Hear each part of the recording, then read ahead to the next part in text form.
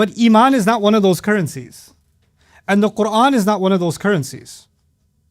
Now, you know, if nobody knows you and you have Iman and you walk into a restaurant, nobody's going to treat you like a VIP because you have Iman. Wait, have a seat. Ahlul Iman walked in. But if you're the governor, if you're a billionaire, if you're the CEO and there's 20,000 employees under you, are you going to get special treatment? Are people going to recognize that power? They are. Are they going to recognize the power of Iman? No, they're not. They're not. What happens in the seerah of the Prophet sallallahu alaihi wasallam?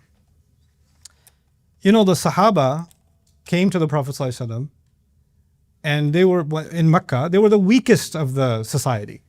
Most of them were the weakest of the society, politically, economically, socially, the weakest. And sometimes the Prophet ﷺ would get a chance to speak to the powerful people. He would get a chance to speak to the wealthy, the leaders, the heads of tribes. And Allah says, you know, about the people who are with him, who have no power. He says, وَاصْبِرْ نَفْسَكَ مَعَ الَّذِينَ يَدْعُونَ رَبَّهُمْ بِالْغَدَاةِ وَالْعَشِيِّ يُرِيدُونَ وَجْهَهُ. Be patient and commit yourselves to those who are with you and they remember their Rabb in night and day. Who acknowledged them? The Quraysh didn't acknowledge them. Society didn't acknowledge them. Who's acknowledging them? Allah is acknowledging them. These are the people who remember Allah and Allah remembers them. Right? فَاذْكُرُونِي أَذْكُرْكُمْ. These were people who were doing dhikr of Allah, and Allah put their dhikr in the Quran. To the point where He told the Prophet ﷺ, the people you think are powerful, no, don't let them distract you from these people. These are the VIPs. Those are the fake VIPs. These are the real VIPs. You have a different definition of value.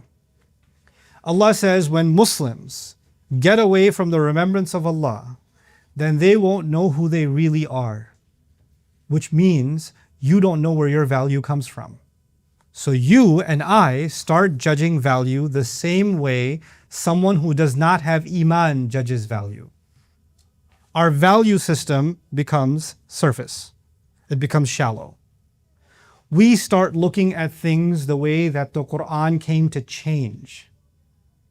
This is going to bring me to the heavy part of my talk. I won't give you a long lecture, but some thoughts that were on my mind because of this ayah that I did want to share with you and leave you thinking, inshallah ta'ala, particularly for the youth.